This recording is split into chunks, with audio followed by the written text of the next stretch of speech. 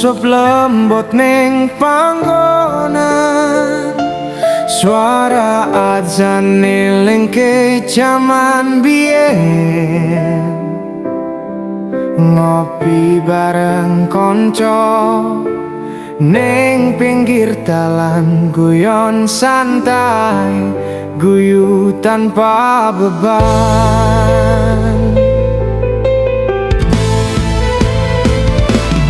Panggilan dadi kenangan, salawase ora bakal ilang.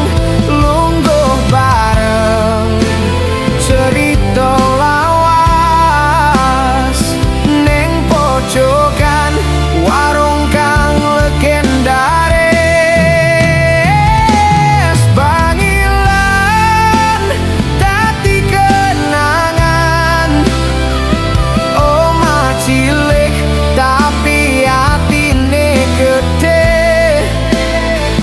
Kabeh rasa, kabeh cerita, gandol ati nganti tuwa mengko.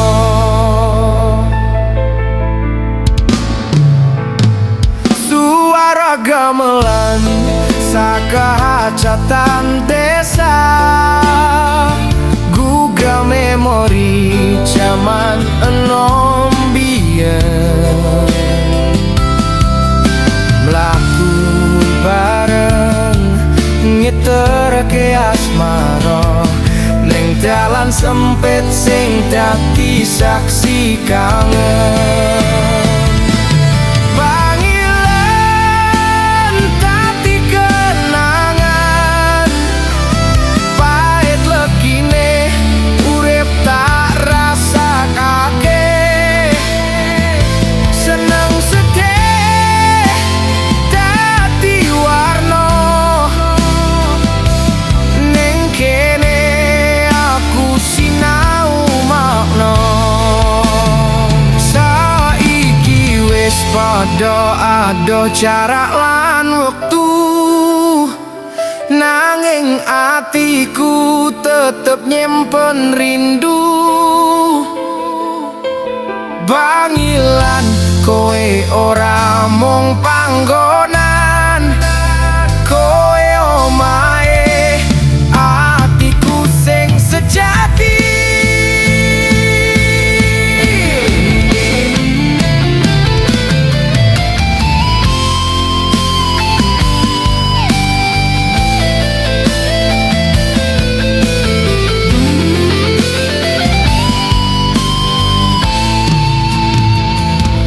Panggilan dadi kenangan, salawase bakal tak eling-eling.